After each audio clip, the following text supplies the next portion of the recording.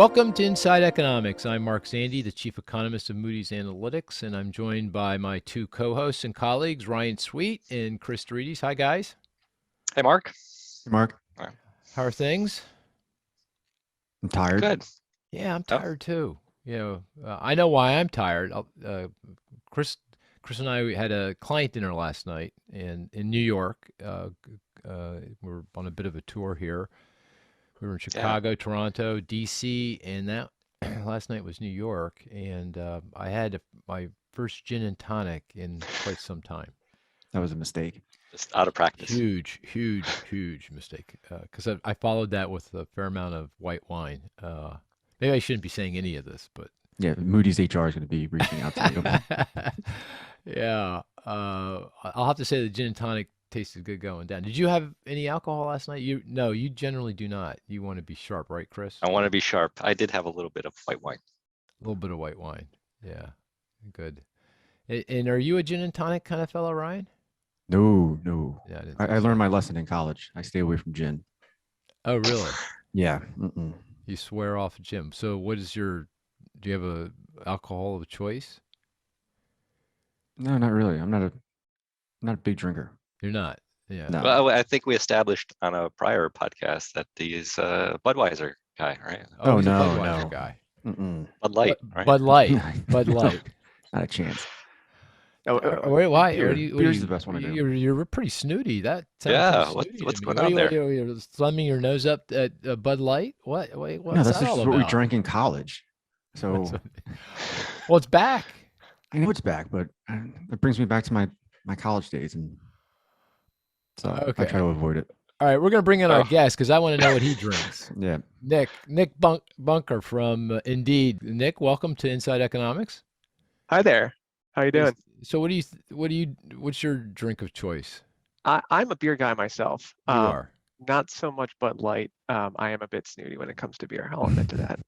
Okay, well, let's. I want to know how snooty. What is it that if you had your choice? It's only 10:30 a.m. Eastern time on Friday, so I guess you don't want a beer right now. But let's say it's 5 p.m. Eastern time Friday. What's the beer that you're going to pull out of your refrigerator? So I'll give a plug for a brewery that's based near where I am right now, which is the Tampa Bay area. So I'll have High Lie, which is like this IPA from a brewery down here, obviously named after like the very Florida-esque sport. Yeah, it's a nice solid IPA, but it's not like tons of hops, so it's not like that bitter taste, but it's a smooth drink. Guys, I get the sense he knows what he's talking about. Yeah, exactly. Yeah. I mean, like he's like he's like commenting on the hops. They had to come through. Where in the country do they come, or in the world do they come from? Do you know that, Nick? The hops for that beer? Yeah. I don't know. I know Oh. Oregon is like a big producer of hops in general. So I think a lot of the American-based ones are out there, at least on the West Coast. But I think there's like some, maybe I'm conflating like where the breweries are, but I think North Carolina has some as well. Oh, Ryan, did you know that all the hops no. come from Oregon? I had no idea. I had no idea. I'm a little surprised. I thought Nick was going to say vodka and Red Bull since he just had twins. So you need the energy, and then you need a little numbing factor. Congratulations on the twins. Thank you very much. Yeah, I've been drinking less beer and more coffee these days because it's definitely been caffeine is what I need. Caffeine is what I need. Girl, boy, girl. Two boys. Okay. Oh boy. Is that what they say? Oh boy. Very good. It's double coffee. Yeah. Congratulations. Yeah. Is Indeed, I should know this, but I don't. Is Indeed HQ in Tampa? It's not. So Okay. it is, there's technically two headquarters of the company. It's Austin, Texas, and then also Stamford, Connecticut. But there's offices throughout the country, and lots of people, fittingly for our topic, one of our topics today, work remotely. So I used to be based in the DC area when I started the company about 4 years ago. So I've been remote from the beginning. And lots of people at the company are as well. Yeah, and we are going to talk about remote work because you've done a lot of work in this area. And we were just commenting before we got on at our dinner last night with clients. All people can talk about is remote work. Who's for it? Who's against it? Why they're for it? Why they're against it? And there seems to be this growing gap between what CEOs think and what economists think. I don't know if you noticed that, but CEOs hate remote work. So, Well, there's a generational divide, it seems like, do you think that's what it is? in part. Maybe it's the office space, right? I got all this beautiful office space. I'm CEO. What am I going to do with it? Well, that's quite cynical comment. Yeah, just a bit. Right. Yeah. So, well, let's talk about that. We got to talk. We definitely, and I know you got some strong views on that topic, but we'll come back to that. We got a lot to talk about. But before we go down any path, Nick, can you just give us a sense of your path to chief economist of Indeed? And I'd like to know a little bit more about Indeed if you are willing and able to do that. Yeah, and while I appreciate the promo, I'm actually just a research director at Indeed. Okay, research chief director, economist. chief economist, research director, chief. I don't know. I like research director better. Which would you rather be, Ryan? Research director or chief economist? Research director. That's what I'm saying. Now, Chris wants to be chief economist. We all know that. I can't turn my back to Chris, Nick. I got to be very careful when I'm around Chris. I was thinking maybe chairman. Chair. Chair. Yeah, right. Okay. So, research director, that sounds pretty cool. So, can you just tell us a little bit about your work and your job? Yeah, sure. So I think sort of how I got to the position where I am. So I referenced earlier that I used to live in the DC area, and when I was there, I worked at a couple of think tanks in the policy world. Thinking about economic policy, and near the tail end of that Can I part ask of my who? career. Which think tanks? Yeah. So the Center for American Progress, Oh, and then after yeah, that, the sure. Washington Center for Equitable Growth. Oh, they're both great. Yeah. Yeah. No, I had really great experiences at both of them. Learned a bunch of things, including I was the Washington Center for Equitable Growth was started in about 2013, and I actually was there from the beginning. So it was really interesting to not only the substantive work of the research and economics, but being part of a very quickly growing organization was. I'm on one of their advisory boards, the Yep. Washington Equitable Growth. Yeah, great new think tank. Right? It's relatively recent in the think tank kind of world, right? Yeah, less than 10 years old this point. Yeah, something like that. So, compared to like Brookings, that's nothing. Yeah, right. Yeah, very, very good. So I didn't realize that. So you're a cap and at Washington Equitable Growth, and then you came over to Indeed? Yeah, so I Okay. started focusing more and more on labor market issues, and then there was an opening at Indeed for an economist position, and I thought that'd be a really interesting place to go, in part because of all the access to the data that they and now we have, because we have lots of great data coming from the government and other sources that are publicly available, but the opportunity to see what was going on with Indeed's platform and doing research with that was super appealing. And now that I'm at the company, I've continued to find that to be super interesting and valuable. Yeah, very cool. So tell us about Indeed. Yeah, so Indeed, as folks hopefully know, is the world's largest job platform and I hiring did not platform. know that. You're the largest in the world. That is my understanding, yeah, that at least in the US. That's not hyperbole. That's not marketing literature. You're the largest platform. Okay, cool. And in the world.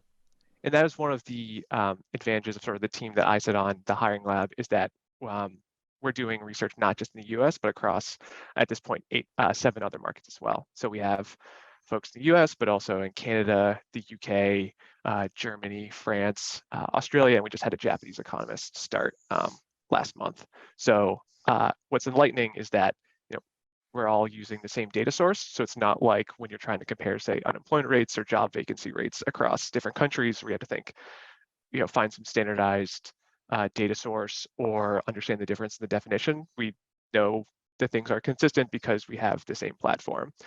So it's always interesting to be able to compare very quickly what's happening in the US versus what's happening in Canada, or even differences with, say, Australia. But then also we can see, given that we have users in, say, Australia, what's happening to, or other countries, their interest or search activity on, say, job postings in the US.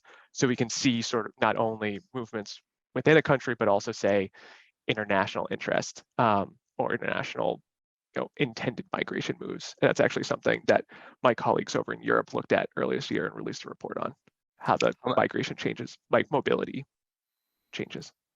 Yeah, that's really interesting. Just to get a sense of the scale, how many job postings are on your platform today for the US or other markets? Do you have a Yeah. sense? So we do have a sense that's sort of like a number that we don't talk about really publicly Oh, okay. for a variety of Well, reasons. But what I think about for inside economics? I mean, maybe I just think for us. yeah, No. I think one way to Yeah. think about it is like the representativeness of it. We've done a few analyses trying to understand, how representative our job postings are across like industry or occupational group, and also just, do the time series trends match up. And basically, since the beginning of the pandemic, so March of 2020, we've been releasing high frequency data basically weekly on the growth in job postings on our platform in the US and then across the other markets as well. In the US, if you look at our measure, which starts in February of 2020, and you match it up with, say, Jolt's job openings, they move pretty in sync. It's not perfect or one for one, but like the growth trends there are very consistent with each other. In Jolts' job opening labor turnover survey, which is of great interest in the current context because of the very tight labor market and all the focus on unfilled positions as a kind of barometer of how tight that market is. Exactly. And that Yeah. one of the advantages of our data is that, Jolt is useful, but it's not as timely as other data sources, so that it lags, quite some time. But our data is much more timely, so that, we usually update our weekly postings data on Monday or Tuesday morning. So next Monday or Tuesday, we'll all have data on what job postings were as of like right now, today. So we only have a couple days of lag when it comes to our metric, as opposed to Jolts, which, in the first week of October, we'll get data on the number of job openings the end of August. Well, we definitely want to come back to this, but can you just give us a quick hit? Is the market slowing at all? Are postings coming in at all, or are they just still rip roaring? So we're seeing, since the beginning of this year, a pretty gradual pullback when it comes to job postings. It's far more concentrated in certain sectors than others. So software development jobs, which a lot of tech companies are hiring for, there's been a much more substantial pullback there. But if you were to look at job postings on Indeed compared to the pre-pandemic baseline, so beginning of February 2020, that number's still up, more than 50% from where it was then. So like it is, if you're using that sort of longer time frame, demand is still quite high. It's just come down from very, very high levels early this year, end of last year. Can I ask what was the peak? Would that be appropriate? So I could tell you the peak in terms of compared to that pre-pandemic Yeah, baseline, and exactly. I'm pulling up the data right now. So for the US, the peak was actually, roughly the end of last year, beginning of last year, and it was up 62.9% from that Okay. pre-pandemic baseline, and now it's closer to 50. That feels like the Jolts data, unfilled positions. Feels Yeah, similar. Yeah. Okay. I do think the Jolts openings have been a bit more robust, especially Yeah. with the latest data that we got, where there was, Well, that was weird, that latest data point. Yeah. yeah, Yeah. I don't believe it. Yeah. It looked those, like it I was. mean, they do get revised substantially, and that was sort of Mm. what we saw before, is that we got July and June, and then June was revised up in July, was higher than expected. Yeah. So Okay. All right. Yeah, we'll definitely come back to that. But this week, we've got to talk about inflation. Consumer price inflation (CPI) came out this week for the month of August on Tuesday. I think it was Tuesday, right? Tuesday. Yeah. So let's talk about I'll have to say, obviously look at a lot of economic statistics, and uh, almost always the statistics kind of are consistent with my priors. They don't change anything about the way I think about the economy and where it's headed. But there are times when I get a release that really challenges my view of things, and I'll have to say that CPI report did that. Very, very disconcerting, I thought. But anyway, let me turn to Ryan. Ryan, you want to give us a sense of those numbers? And I'm really interested in, how you do that decomposition of the factors, forces driving the inflation. Yep. If you could do that for us too, that would be helpful. Thank you. Yeah, of course. So overall, it was a very disappointing report. The headline, so the total consumer price index rose just 1/10, but the expectation, we expected it, the consensus for a small decline. Uh, and that 10th, why we got a lot of moderation in inflation month over month, was because of an enormous drop in retail gasoline prices. They were down more than 10% month over month. But when you strip out food and energy and look at core inflation, and this is a better barometer of where inflation is headed, it was up 0.6% month over month, and that was much stronger, double what the consensus was anticipating. And when you look, through the report, inflation is broadening out. So there's more price increases across different goods and services, and I think that's what's concerning is that inflation is becoming a little bit stickier than what we had anticipated. We were hoping that inflation would be rolling over by this time, and it's just occurring more slowly. So if you look at some of the stickier components, rents were up a lot, and they haven't peaked yet. The good news is they're probably going to peak later this year, early next. If you look at the Zillow rent data, but inflation over the next few months could be stronger than what we anticipate in our baseline. So even with the small increase in the headline number, it was still up 8.3% year over year. And when you break it down, before you move on, before the breakdown, can I ask one quick question? Yeah, of course. So in the July CPI report, that came in softer than what folks thought. We thought 0.3% on core CPI, core Correct. being X food and energy. And we, just to remind everybody, we focus on that because that tends to be a better forecast of where inflation is going to be going forward. And obviously that's what the Federal Reserve looks at when setting monetary policy. It was 0.3, and that made me feel pretty good when that came out. And then, as you say, the August number was 0.6. We've all learned not to place too much weight on any given data point. Would it be fair, do you think, to take the 0.3, add the 0.6, divide by 2, and get 0.45, and that's the reality of where we are, or not?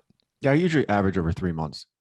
Okay. So we're still, 0.4, 0.5. So Okay. I would agree with you that, even in the inflation data, things can be a little bit choppy. So taking, a moving average of a few months is probably the best approach. Right. And there were some things in the report, at least to my eye, that seemed kind of monthly vagaries of the monthly data, like or measurement issues, like the continued strong increase in new vehicle prices. That feels a little weird and maybe related to some methodological changes at the Bureau of Labor. Yeah, they changed their methodology last year, and now they're using transaction data by JD Power. The other thing that caught my eye was a very small decline in used vehicle prices. There was other data is pointing towards a much larger decline in used vehicle prices. So there's a possibility that you get some revisions.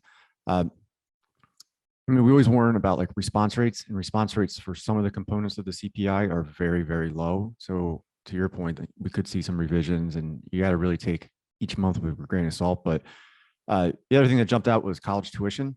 Hold it, revisions. Do they don't, I don't think, there's no CPI revisions, are They there? revised the seasonal factors. Oh, the seasonal fact. Oh, yeah, good point. Yeah, So, right. I mean, Okay. I don't think it's going to make big changes, but it might smooth out some of the volatility. And I mean, the other thing is, the pandemic brought back volatility and inflation. So, that's why I think you're seeing some of these big month-to-month swings in some of the components of the CPI.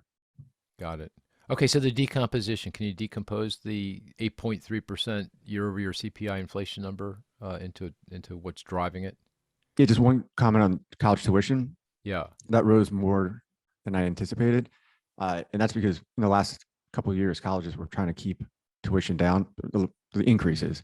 So August is normally when the CPI for college tuition goes up, and it rose more than the seasonal factor anticipated. So that kind of juiced it even more. And that's why we got, a 0.6 on core inflation. Okay.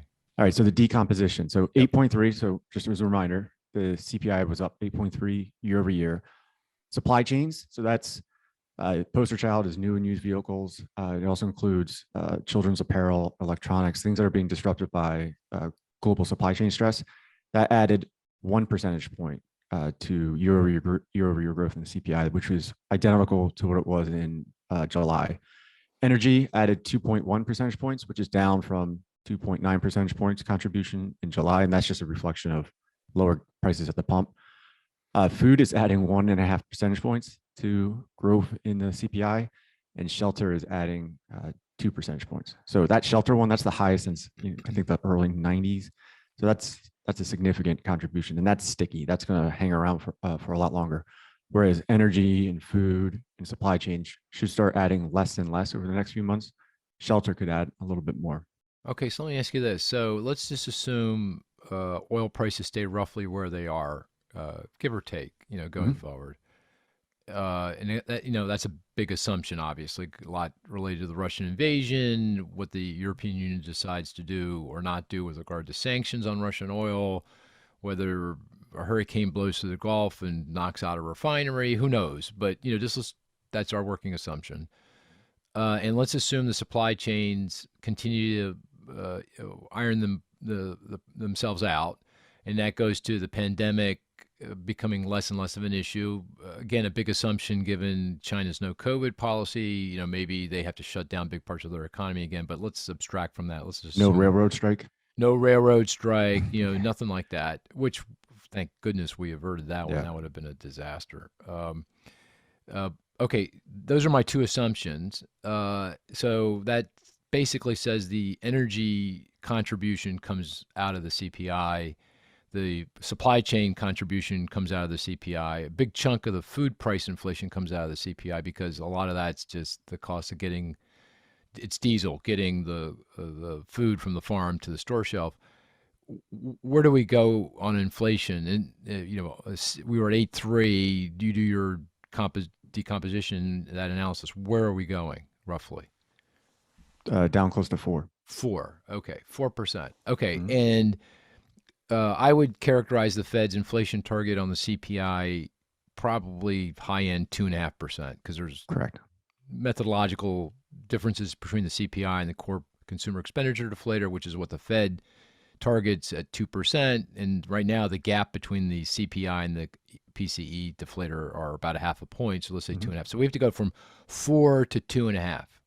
Correct. And the road from 4 to 2.5 runs through shelter, rent, medical care, those kinds of things. Especially for the PC deflator, medical care is a much bigger weight. So if you look at what is medical adding to the CPI, it's 50 basis points. So it's not an enormous contribution, but it will be larger in the PCE. Yeah, and I'm doing all this right now because we're going to, Nick, this, I don't think I mentioned this, but I'm going to ask you for your odds of recession at the end. Gotcha. And this is all kind of setting things up for that discussion because it's important to understand all this stuff. And Nick, there's only one right answer. And Gotcha. yeah, exactly. How many significant digits do I have to respond out to? As many as you desire, Nick. Yeah. We take them all here at All right. Inside Economics. Good to know. We have to offset. Ryan is kind of wishy-washy out there. Doesn't give us real numbers. So we have to offset that with some real numbers. Mark guarantees things.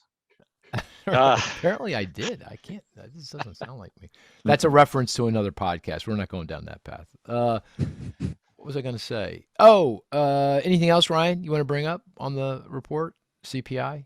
No, were you as disconcerted as, I've been depressed ever since Tuesday, slightly depressed. Maybe it's the gin and tonic.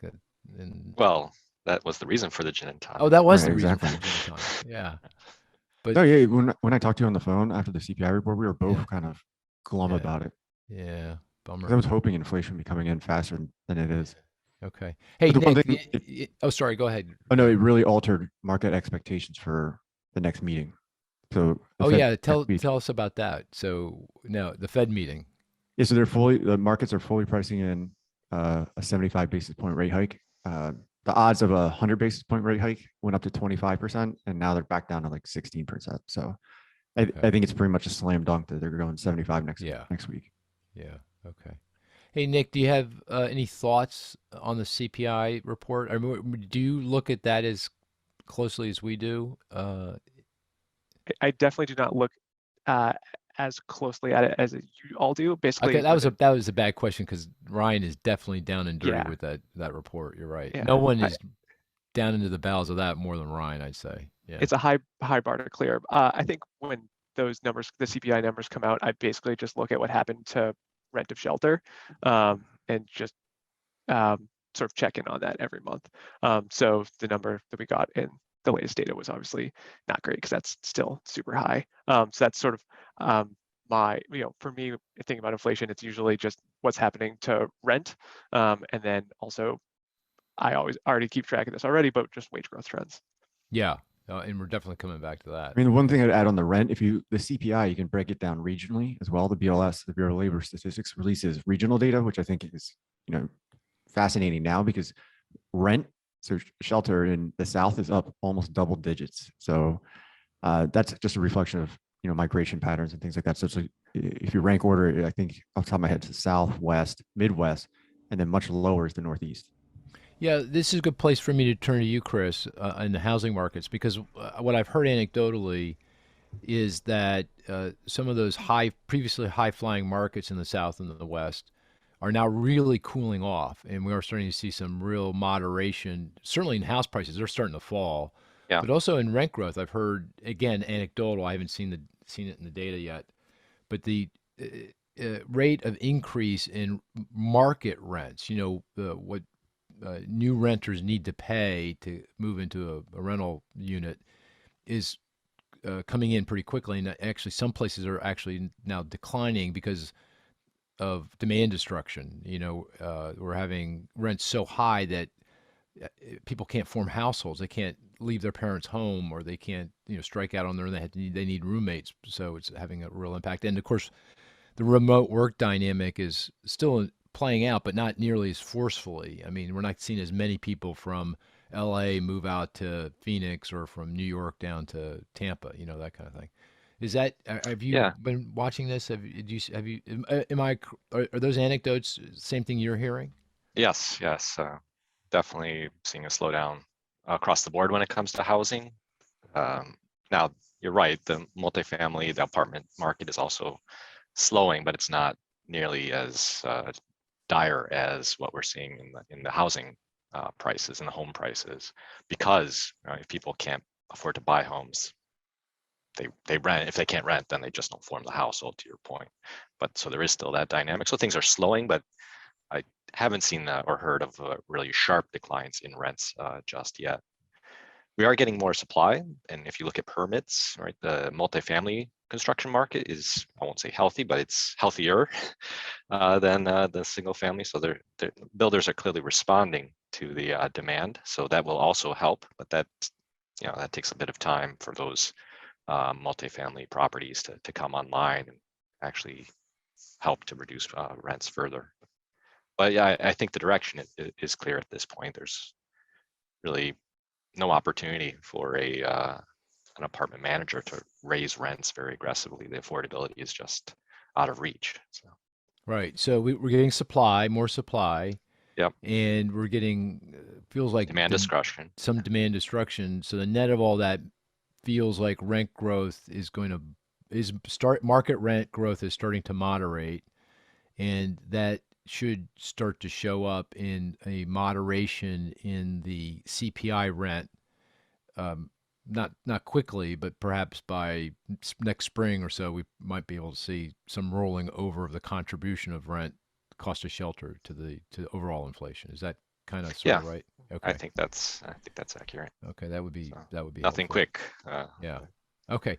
Of course, the other aspect of inflation is service price inflation, and that is critically tied back to the labor market, because the services are labor intensive. Labor markets are, by any measure, tight, very tight. Wage growth has been very strong. Depending on the measure, it's 5-6% ish, sort of. I think that's roughly consistent with the wage data.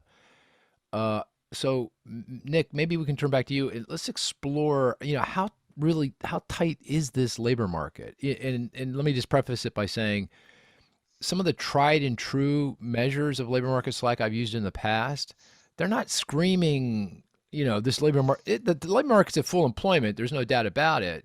Maybe a little bit beyond, but it's not screaming, excruciatingly tight, except for one statistic, and that's the one you have a good view on, and that's unfilled positions. That's different this time.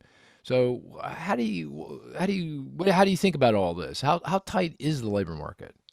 Yeah, I think if you were just to, go back in time and say to someone in late 2019, say, okay, it's the um, early fall of 2022, the unemployment rate's 3.5%, and then you start describing some of the wage growth statistics and some of the commentary about the labor markets, I would be pretty perplexed because it was basically the same unemployment rate. And if anything, the labor force participation rate has dropped. So the share of people with a job is actually, a little bit lower than where it was. And even for prime age workers, the same thing. So I think for me, like the number one metric I always look at is wage growth, is nominal wage growth. And that number obviously is also sort of pointing at a very, very tight labor market. And that there is this question of, the job openings, and particularly that ratio of job openings or vacancies to unemployed workers.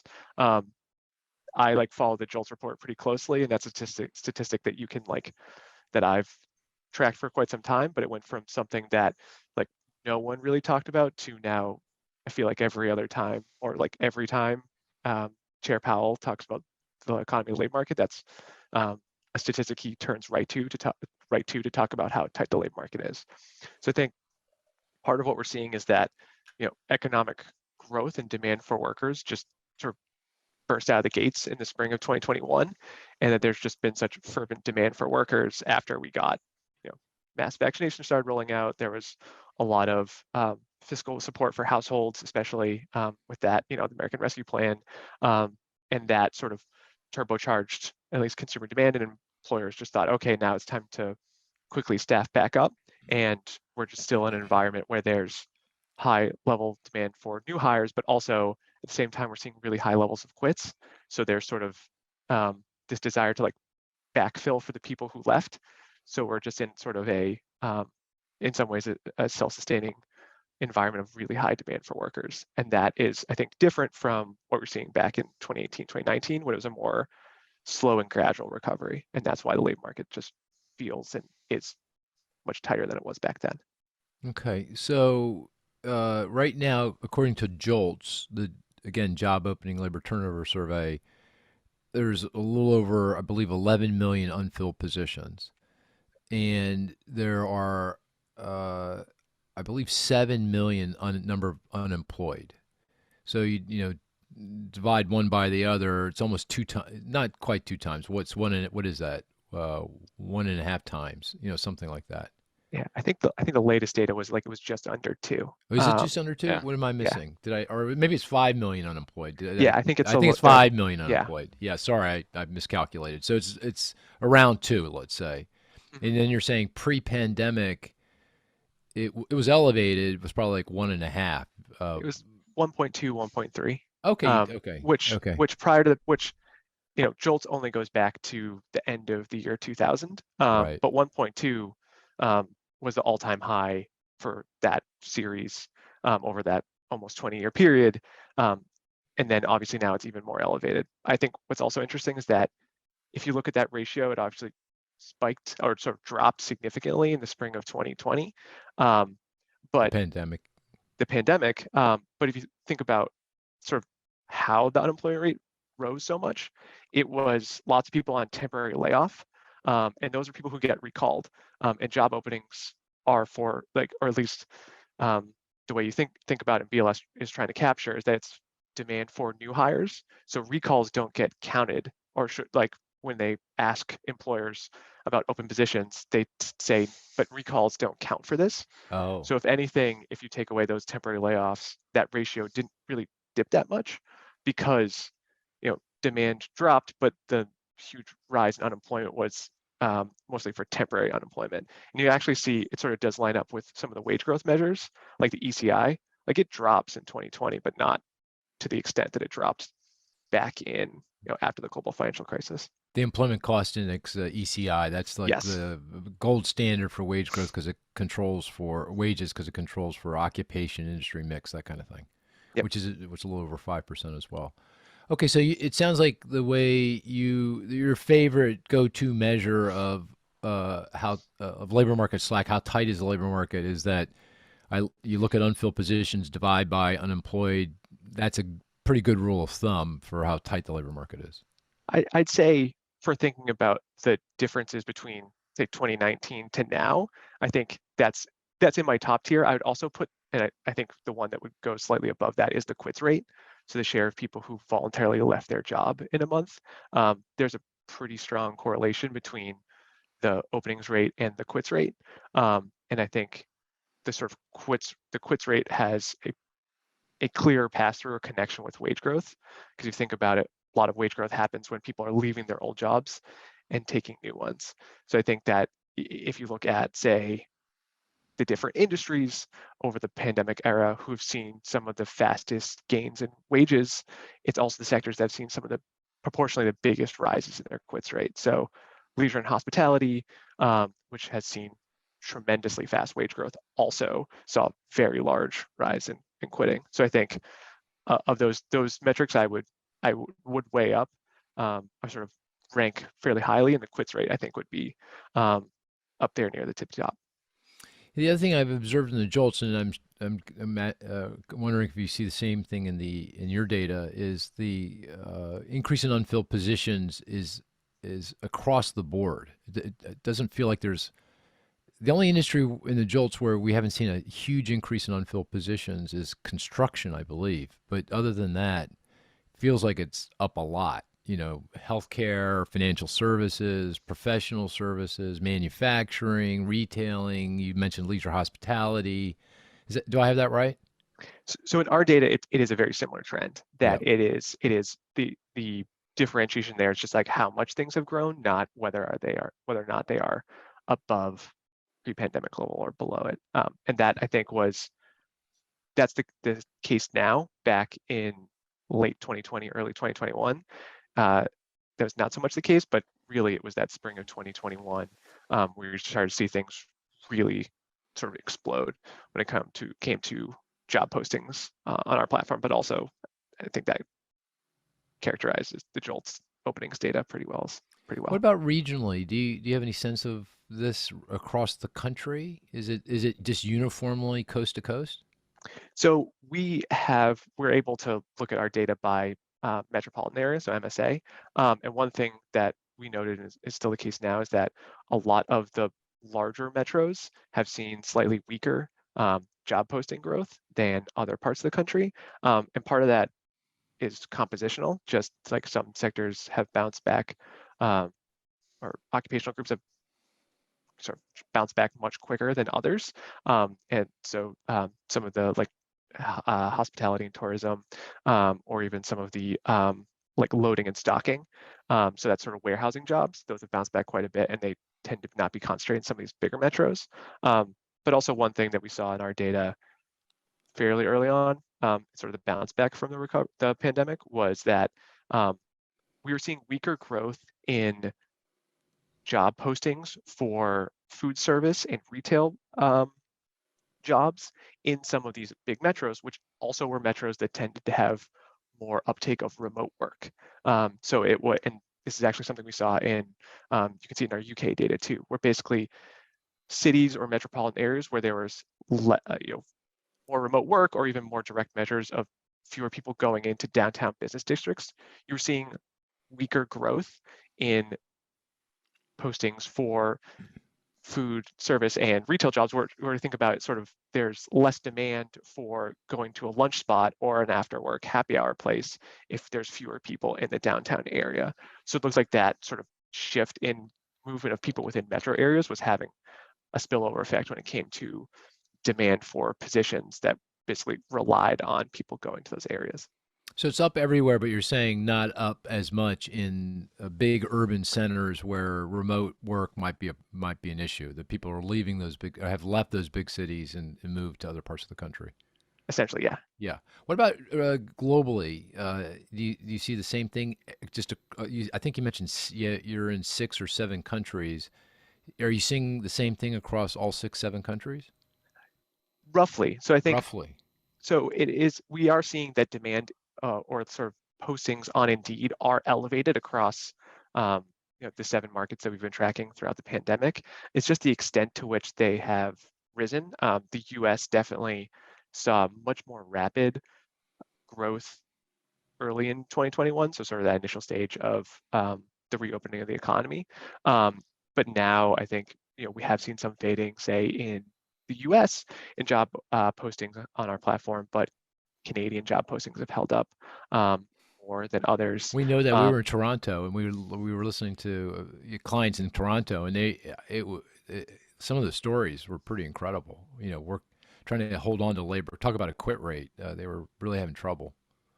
Yeah, so I think especially in 2021, a lot of what we were seeing was that there were trends that were starting. You'd see it happen like sort of first in the US and then the UK and Canada, and then sort of continental Europe, where it was like demand started surging, our posting started picking up, and sort of sequentially went along the line.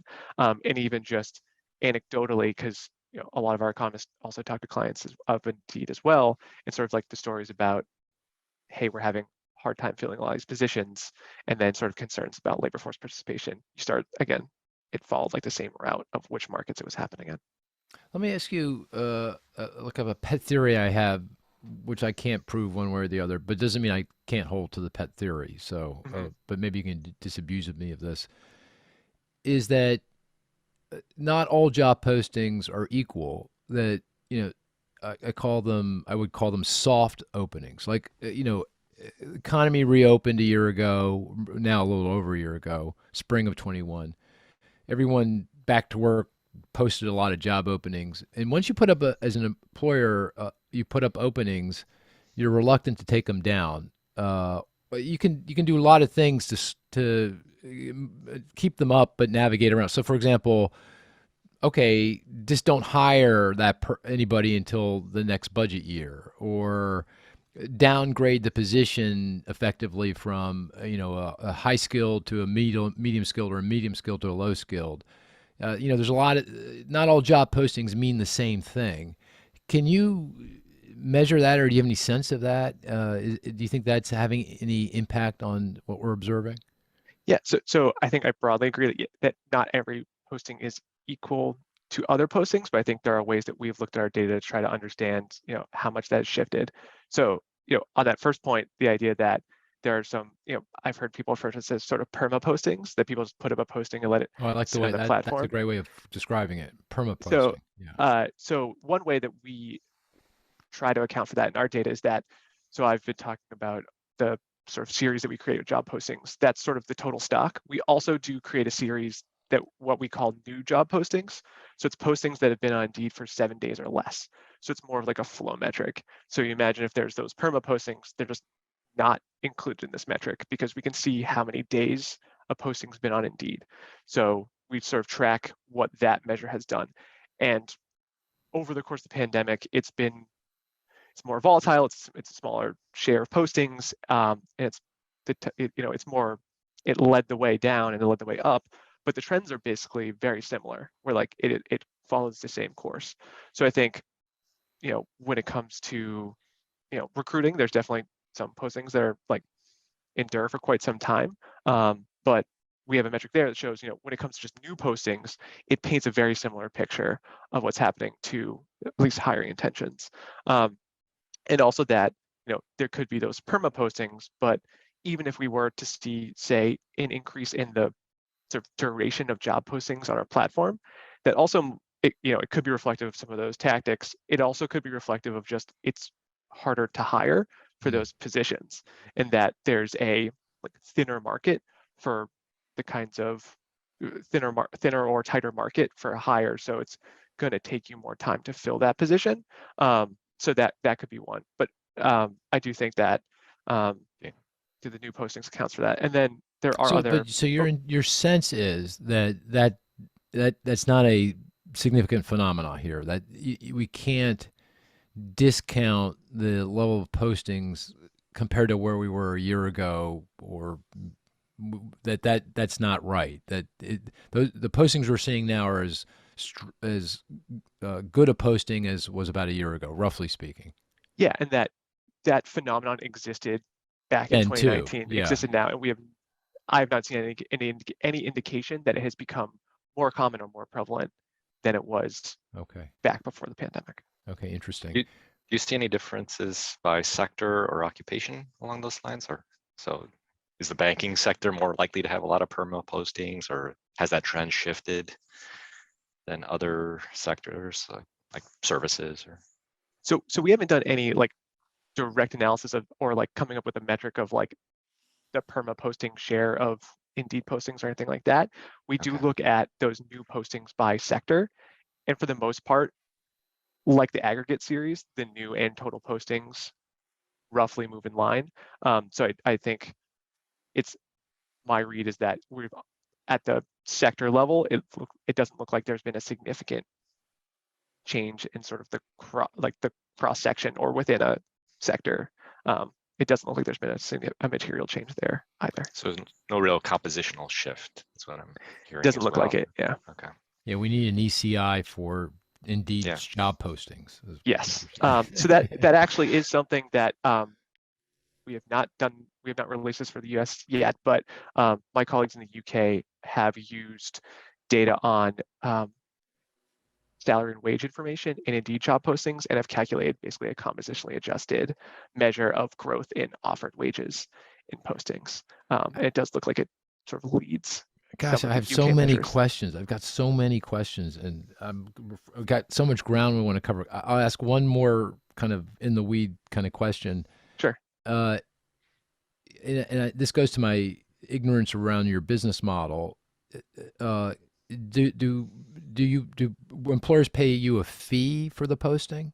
So they're unlike like a Moody's could have a posting, but we're not going through it. I don't know if we go through Indeed or not. Probably not. There's no penalty to keep that posting up there, per se. But if I'm paying you a fee, Indeed, there's a penalty, and therefore you might not see the perma postings. You see where I'm going with this? So the idea being that if you're not a paying customer of Indeed, like it's more like Yeah. that shifts in who. So let me put it this way: the way that like a posting shows up on Indeed, you could be a paying customer or not. What Indeed's trying to do is capture all the job postings on the internet and Okay. putting it in one spot so job Got it. seekers can find it. So if paying customer or not, it's going to show up on our platform, and there's like rules for the platform so that they try to be applied consistently, so that if there has been a posting on the platform, even if it's not put on the platform by an employer, that someone at Indeed is saying that's been up there for X period of time. Well, I'll have there's to something say, about it. I now I'm getting the real sense of why you took that job. This really is interesting. You got a lot of really cool stuff to look at. I got two more things I want to Hey, Mark, explore. so Moody's does have postings on Indeed. Oh, do we? Do Mhm. we? Oh, well, so they Well, must thank be. you. Yeah. Very, very. That's great. Maybe That's- unpaid is what I'm hearing. It could be but, unpaid. I don't know. I don't We know. don't know. I have no idea. We don't know. I have No, we no don't know. idea. I have no idea. I have two more questions about this. Then I'd like to play the statistics game, and I have a sense you're going to be really good at that. I Mhm. can feel it in my bones. Yeah, there you go. Fingers crossed. And then I want to come back and talk about remote work. And we got to all do that. We've almost been talking for an hour. I can't believe it. It feels like it's going so fast. But my first question is, how do you square that compared to other measures of labor market slack? Like Ryan's favorite measure is the employment population ratio for prime age workers. The rule of thumb there is 80% EPOP, prime age 25 to 54. We're at 80.3, which says, okay, you're within spitting distance of where we should be. Or labor force participation, or the other one is the fact that we're just creating so many jobs. I mean, how can the economy have a problem with labor market slack if it's creating 400, 500,000 jobs a month? I mean, that doesn't feel like a labor market that's running out of people. So how do you square that in your thinking about this? So earlier in our conversation, you said you were confused, and I will have to about the state of the labor market, and I have to admit that I think about this a lot, and there's just lots of conflicting signals. Okay. But I think I have a story in my head that tries to square as much of that as possible. So I'll say that, like Ryan, I am a big fan of the prime age to prime age employment to population ratio. I think before the pandemic, back in 2018, 2019, if you'd asked me what would be like my top measure of labor market slack, I would have said that. But I think what happened is we just entered a dynamic where, the recovery we saw after the global financial crisis in the labor market was sort of a slow and steady one, where demand was growing, slowly but steadily, and supply was like coming back with a lag. And I think that's happening right now.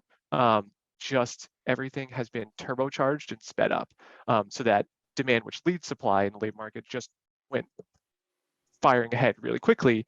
And there have been a variety of factors, especially in the depths of the pandemic and the immediate aftermath, as we sort of transition out of the acute phase, that really held back participation. And some of them are fading. So fear of the virus itself, even after vaccination, looked like there's evidence there. There's some of these excess savings or financial cushions that seem to have like helped some people ride out not working. And then also some like childcare issues, which at least compared to pre-pandemic baselines, have faded. So that we're just, it was a very demand, like a quick rise in demand. And that is why I think measures that account for either the level of demand for workers or like job to job flows are better capturing what's happening in the labor market right now, rather than a recovery that's like a slow and steady drawdown of supply. So I think that is sort of the story that I tell myself, that it's just the speed of the recovery. Even if there's the destination, we're not quite at the level. So I think it's more of a, to put it another way, is that the sort of the tightness or the temperature of the labor market is being driven now by the speed at which it's moving, not its distance from its final destination.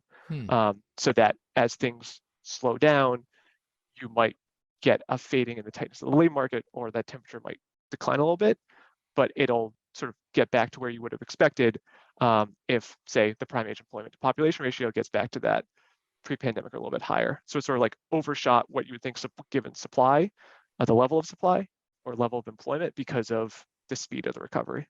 Okay, very interesting. So now I want to, last question on this, and unless Cris or Ryan want to explore something in more depth, but the crux of the matter, wage growth and ultimately inflation. And, if you go back before the pandemic, you do a nice scatter plot over time comparing employment cost index growth vis-a-vis EPOP 25 to 54. Just one axis is EPOP, the other axis is ECI. This is the Adam Ozimek, if you know Adam. I do. I'll call it the Adam Ozimek line or relationship. The Ozimek curve, yeah. He'll love that. He'll love that, of the Ozimek curve. It did a beautiful job, right? The relationship was very strong. You could see it. Now you put the pandemic quarters in the chart, it's like a level shift up. It's like just a literal level shift up. And my kind of theory up to this point has been, well, that's a one-time level shift. Okay, gas prices, oil prices surge, gas prices surge, food prices surge, going back to the Russian invasion.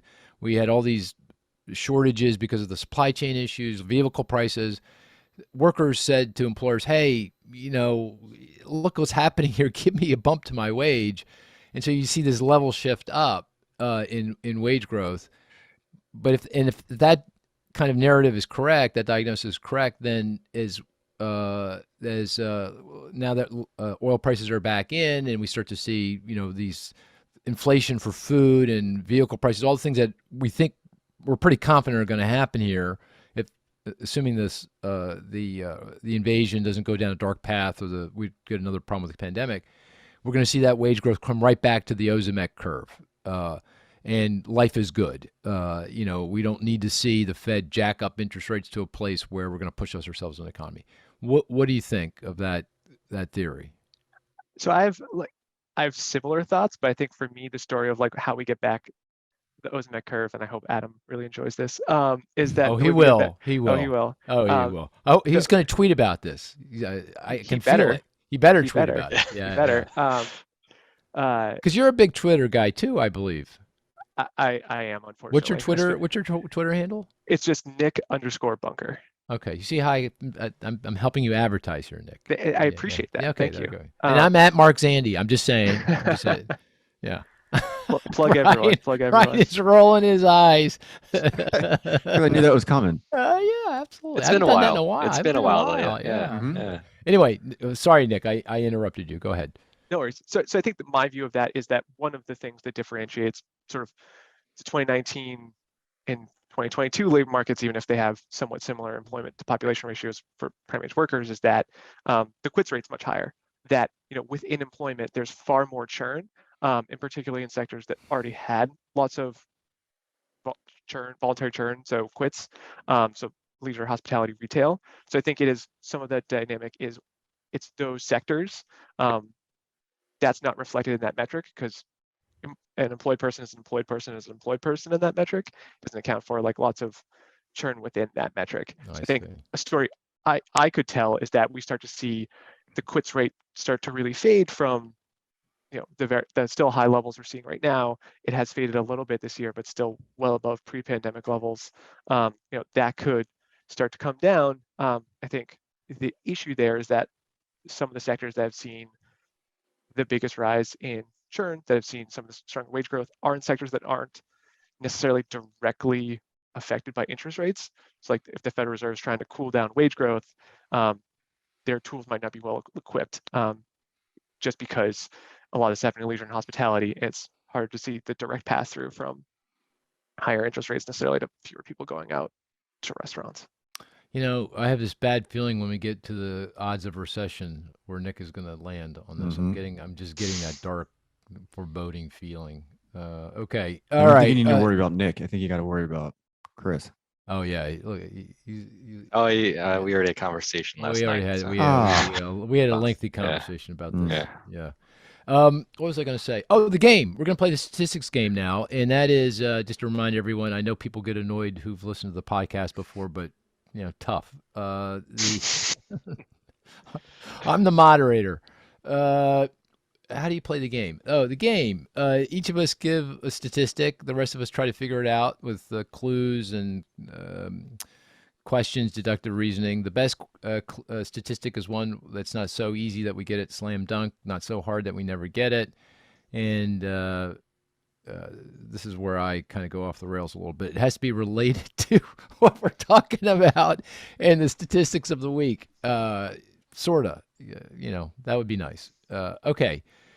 Chris, I'm going with you first. We'll let Nick absorb this. You're up. What's your statistic? You want easy but clearly highly relevant, or I want hard one that I and- can get, Chris. Before also want Ryan. one- I Before want one you guys Ryan didn't- gets it. Yeah. I want one you guys didn't talk about last night. I'm gonna go hard. Yeah. Is this we're gonna go accusation of hard. collusion? Nick is tough, so No, we didn't I'm gonna go collude. There's no collusion in this All right. thing. No. We're every man for himself. tough. Okay, I'm gonna give you Or a woman. Yeah. 3. This is Ooh, tough. what? 3 related statistics. Oh, okay. I thought Oh. that statistics was 3. Okay. No. 15.8%, 61.2%, and 188.8%. Oh goodness. And they're Right here. related. My guess is Chris is going different CPIs by country. It is CP. No, not by country. Ooh. By country. Kind of, sorta, 180. but not all CPIs. One of them is a CPI. Are, one are of these them's natural a- gas prices? You got natural gas price. Yeah, that's Which a good one? Which one's natural gas? 108. 188 is natural gas for which area? Europe. Yes. I'd say that's the price at the Dutch port. You know what I'm talking about? Yeah. That's yeah, the Hague, standard, if you will. The Hague. Right? Yeah. The Hague. I get some credit for that, No, don't I? no. Damn. Okay, but that's only one of the. That's the only Say two. it one. to him. What's that? Are the other two also energy price related? They're all energy price related. Okay. Gotcha. What were the numbers again? 15.8 is the increase in U.S. natural gas prices. Oh no, but you're No. close. You're getting It's the middle one. What was the middle one? yes. It's the That middle one. 61.2 is 61. the Okay. year-over-year increase in U.S. natural gas. And I guess the other is 15.8%? oil? No. Oil? It's not, No. it's not gas. It's not US No. gas. Is it US related? It is US and it's CPI related. This is one of the back to components. Oh, CPI. is this food? Nope. No, food is it's got to be energy related, right? Electricity prices or something. Yes. Yes. Ah, electricity okay, price. I get Mark. credit for that. Jeez. Yeah, you get that one. Yeah. Oh my Yeah. gosh. All right. That's amazing. Who got that? Okay. I think it was a team effort there. team effort. Yeah. Nick, where were you? You got to come on, man. I clearly need to read up more on energy prices. Cover that well enough. No, the Digging trick here is not myself. to read anything. It's Deductive reasoning. deductive Yeah. reasoning. Yeah. So 15.8% electricity price year over year. That's big, right? That's huge. That's not inconsequential. Yeah. And on top of that, the natural gas prices are even higher than that, right? 61% in the US, 89% in the US, in Europe. So consumers haven't even really felt the full effect of the higher gas prices on electricity prices. About 40% of US electric generation is from natural gas. But because we have regulated utilities, right, there are limits on how high the prices could go. So my fear is that this is one of those other factors that is going to continue to weigh on inflation going forward, right? Even as gas prices normalize, if they do at a higher level, still utility prices could continue to rise as those rate hikes filter in. I think The good other news, thing though- related. Oh, sorry. yeah, Go ahead, Chris. Go ahead. Sorry. Other statistic related to this that came out this week was a study that about 20 million households are behind on their utility bills. Hmm. So that is certainly an ominous sign. Well, what's it typically, Chris? Do you know? I don't. Okay. Just But, curious it sounded about like that. it's elevated. Sounds elevated. Yeah. Well, because I look at things glass half full, I should say, is that it feels like natural gas prices have peaked here. They can't go much higher, at least in the United States, because of the capacity constraints on LNG, liquefied natural gas. Because the natural gas prices have risen here a lot because we've been shipping natural gas to Europe, where they're obviously very high because they got cut off from Russian natural gas. But there's a physical constraint on how much can be shipped. We're at that constraint, and therefore the natural gas is now bottled up here in the U.S. You can't do any more arbitrage, and therefore the price has peaked. Does that resonate? Sure, I think for now, and also the demand maybe is moderating in Europe to some degree, right? They are at they're or at close to their 90%. right? Yeah, right. Yeah, so I'm not particularly concerned. Obviously, we should be concerned about anything that could happen, but I think we're in reasonably good shape now as we go into this winter. I'm actually more concerned on the other side of this as we get to the spring and summer of next year, right? Europe would usually be filling up their tanks with Russian gas at that point. And much of the gas in their tanks today is already Russian gas. So what happens then if we are still in this situation where there's no gas provided by Russia? Yeah, the U.S. is going to try to supply the world at that point, but I think that will continue to put significant demand on prices. I don't see, maybe prices don't go up significantly, but I don't see them coming back down anytime soon as well. Yeah, makes sense. Hey, Nick, you want to go next? Sure thing. So my statistic is 17.9%. Is it labor market related? Yes, Did it come out this week? it did. Ooh. Oh, Is it an Indeed number or is it a government statistic? It's a government statistic. Okay. Ah. 17 point. That would have been good though to use an Indeed number. Yeah. I thought about it, but I didn't want to be that much of a shill. That's all you we would do have here. gotten quite a bit of harassment. Yes, I figured that as well. Borderline cheating. 17.9% labor Came out market this week. related came out this week. Unemployment insurance claims related? Nope. No. Did it come That's a stab. from did it come from the NFIB survey, the small business survey? Nope. Okay. Nick might be going like the American Time Use Survey. Oh, really? That No, came I'm out just this saying. week? I don't know. No. Not much came out. Labor Yeah, market that's related. Yeah, that's- that's when I'm a little. That's where we're flummoxed. struggling. Labor market related. I can give a Anything to do with hint. the rail strike? Not with the rail strike. Any other strike? Is it number strike? It's related to strike action. It's not related to strike action. Union- Oh gosh, Mark was getting excited there. I was getting so excited. Yeah, Almost had it. I Came thought I out had this it. week. Yeah. Can you give It's us a another regular hint? series. It gets It- released So it is a new regularly. statistic from a regular series. Oh, Oh, Oh, that's interesting. oh, Oh, this is gonna be good. yeah. We're gonna learn something here. Not claims, not. Oh, can you give us another rough hint? yeah. It came out from the Census Bureau. That's a good one. That's another good one. Yeah, I don't know. I'm stumped. You're stumped. Drawing Are a you blank. Yeah. drawing a blank? What is it, Nick?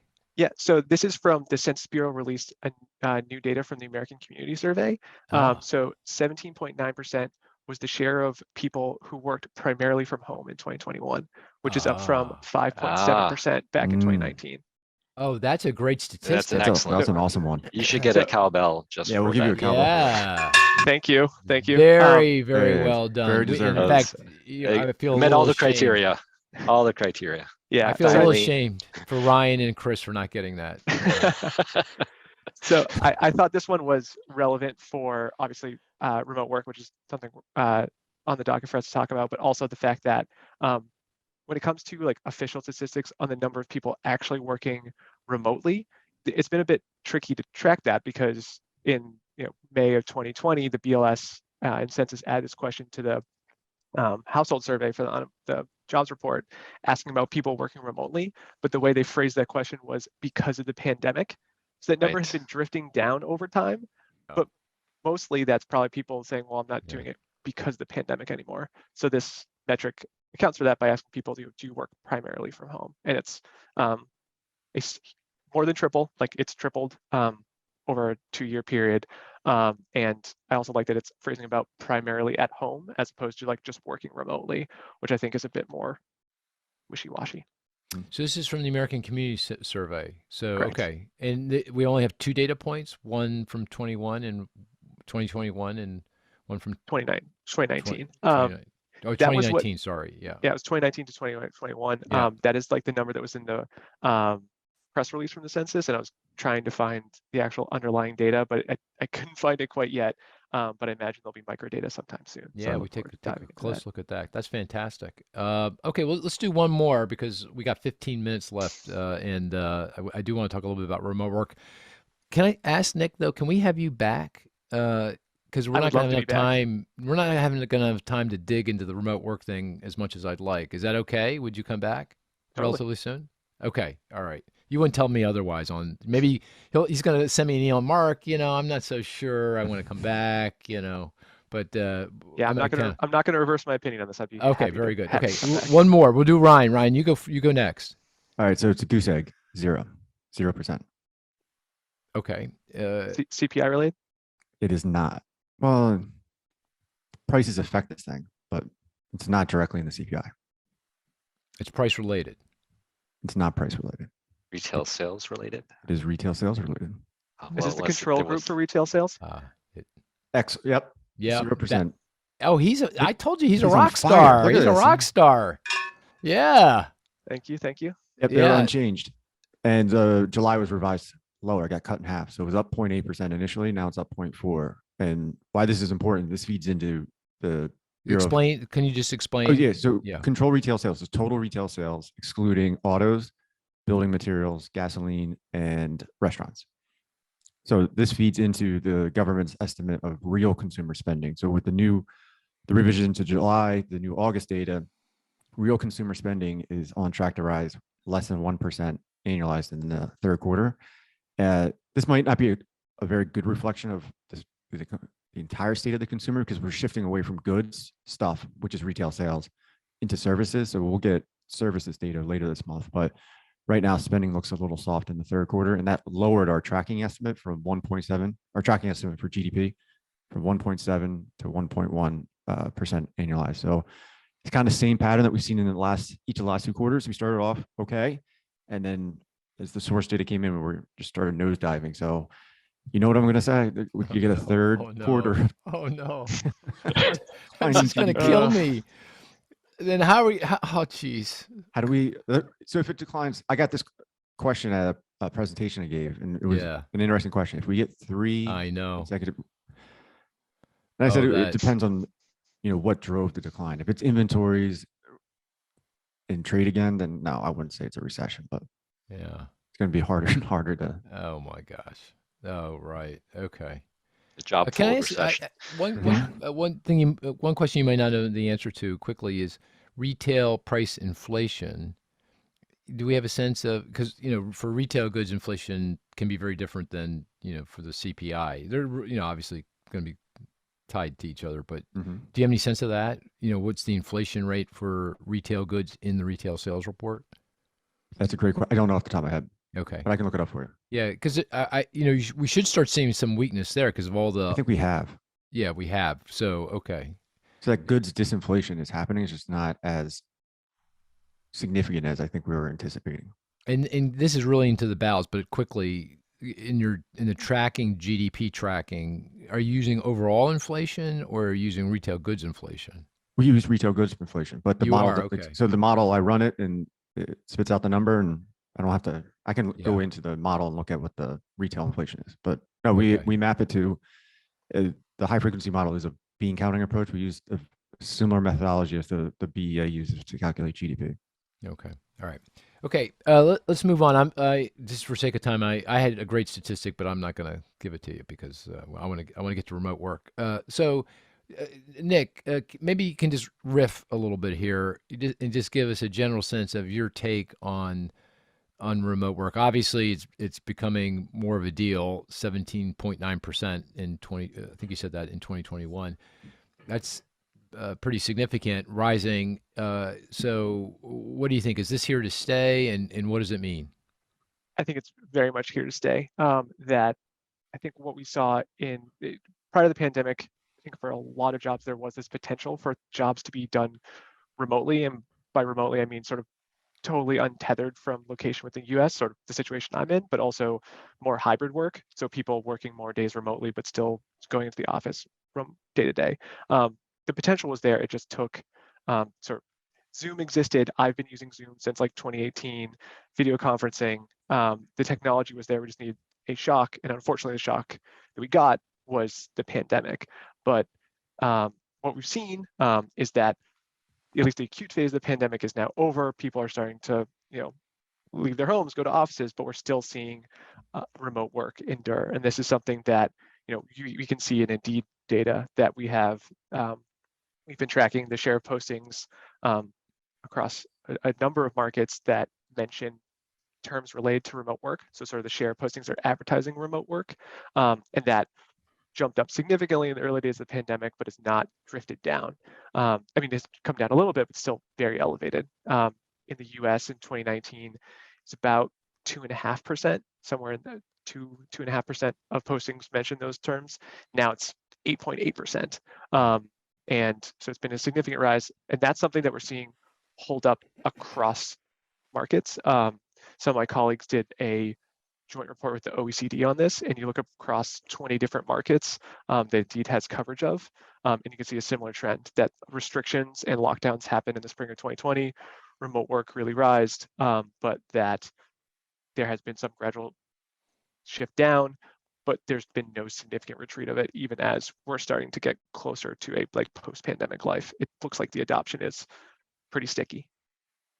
Yeah, I don't see this. I think it feels like a game changer to me. I mean, it's going to ebb and it's going to flow. I mean, I assume as office buildings reopen now here in New York and LA, San Francisco, that and CEOs are adamant that they get their folks back into those towers, that we're going to see maybe some unwinding, but that doesn't feel like that's the trend. The trend feels like, we're going to continue to see more remote work. And people want it, workers want it, and given the state of the labor market and given it feels like we're going to have labor supply issues for a long time to come, given demographics, workers have the upper hand in these kind of negotiations. They're going to get it.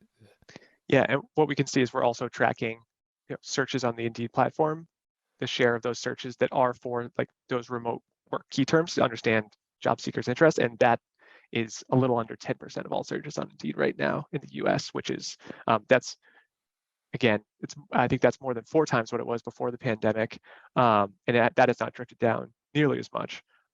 What's also interesting is that there has been a decline in the share of postings that mention remote work or advertise remote work beginning of this year, but a lot of that is like a compositional shift.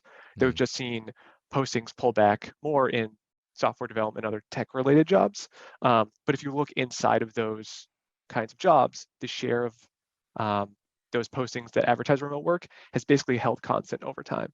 And for software development, it's just south of 40% advertised remote work, and that there's a possibility that more of those jobs are remote or flexible in some way, but just don't advertise it. So it does look like, it's one sector, it's one particularly remote friendly sector, but even as, demand for workers, or like as postings have come down, there hasn't been a shift within that sector. So it's not as though those employers are retreating and like becoming less willing to advertise remote work. It's just that they're pulling back in general. Yeah. The other narrative I have in my mind, I'm just curious what you think, is that with technology as it continues to improve, and also as businesses form, they're more likely going to optimize around remote work. They're not going to optimize around a cube or an office space. That those two dynamics, the technology and business formation, that's just going to reinforce this move towards remote work over time. Yeah, that if you think about it, I think one of the barriers still at this point to remote work is just for incumbent or existing businesses, like they had a way of doing business before the pandemic that was pretty reliant on people being in the same spot and like having face-to-face meetings. So if you have new companies and all they know is a remote first or hybrid first world, there's ways they can sort of set up the structure of their company to be more remote friendly. And maybe some of that is even within a company, there's distinction within certain job types that, yeah, there's some jobs that within a company need to come into the office just because face-to-face interaction, say with clients, is really important. But there might be some jobs within the same firm that management decides it's fine if you just video conference in for certain calls or just visit the office a few times a year. So I think that distinction between even within a company, the certain kinds of jobs or occupations that can be done, and then also how much of the future of remote is hybrid. So sort of you stay in the same metro area versus fully remote, because for the most part, the rise has been a lot of hybrid work, even if there has been an increase in people who have, myself included, moved to different metro areas over the past 2+ years. Well, here's the money question: is this positive for productivity or negative for productivity? I mean, you got the CEOs on one side of this, or seemingly, and I'm painting with a broad brush, obviously, not every CEO, but you got some pretty vocal CEOs saying this is, people are taking advantage. They're shirking. It's hurting productivity. It's hurting young workers because of a lack of mentoring. You miss the kind of serendipity, it's the water cooler. I have a hard time saying that because I can't. There's no such thing. But anyway, and then you got the economists saying, "Oh well, you look at the data, and we don't have a whole lot of data points yet, but they're pretty." So, what do you think? Is this productivity enhancing or productivity impeding? So I think if I had to come down one way, I'd be on enhancing. I think there's the research that I've read and also personal experience have indicated that it's not really been a huge hindrance to productivity. I think Nick Bloom who's at Stanford, and his co-authors have done some research on the productivity sort of wider effects. It doesn't look like it definitely doesn't look like it has held back productivity. In terms of like, again, this is more personal experience, but in terms of like serendipity or the digital water cooler, I think that's just requires a shift in people's perspective about how you do work. Now, my bias is that even before the pandemic, I was on a team where very few of us were in the same city, but there's ways that you can do things digitally. It's actually really easy to like just chat with someone, be like, hey, you want to jump on a call really quickly to talk something through. And also there's the fact that just because you're based in one area doesn't mean you can't from time to time all meet in person. Our team has done that.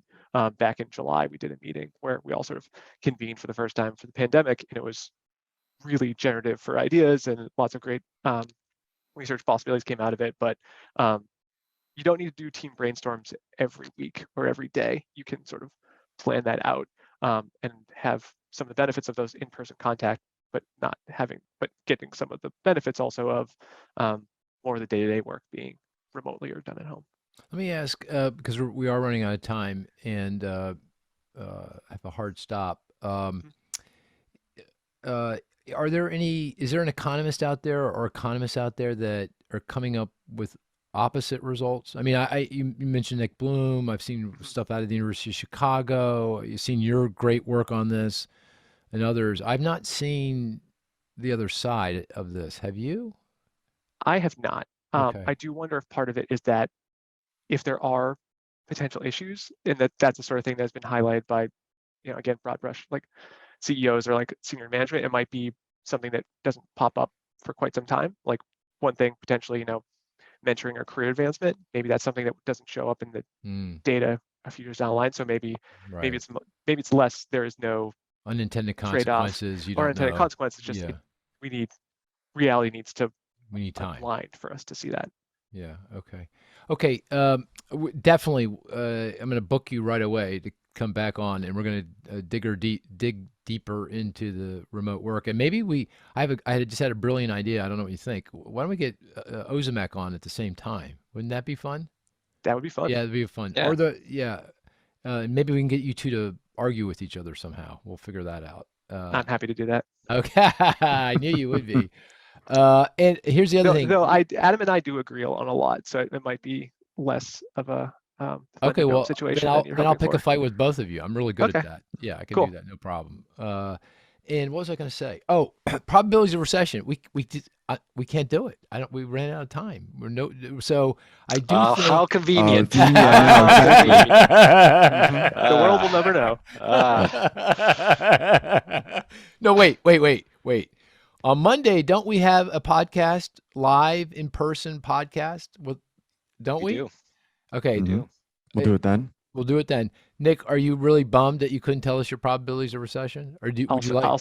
I'll survive. I'll be fine. Well, you're coming back, and don't Yeah. worry. This thing about recession is not going away anytime soon. I'll refine my estimate so there's 4 decimal points instead of All just right, 2. you got it. Well, next time Excellent. you're back, we'll Yeah. probably be in a recession. So Oh, oh, Yeah. Maybe book me before Damn that Q3 you. GDP report. There's- Oh yeah, with that GDP number, you're scaring me with that, Ryan. no, I'm getting Yeah. scared. Gosh. Okay. All right. With that, we're going to call it a podcast. This was a great podcast. Thank you, Nick Thanks. Bunker. Thank you so much for Thanks for having coming on, and really enjoyed the conversation. And I'll see you guys on Monday, right? Yep. See you on Monday in the office. Cool. In the Yes. office. Yeah. Don't get used to it now. You know, we're remote now. Mhm. So, okay. All righty. All All right. right, guys. Take Thanks. care. Have a good weekend.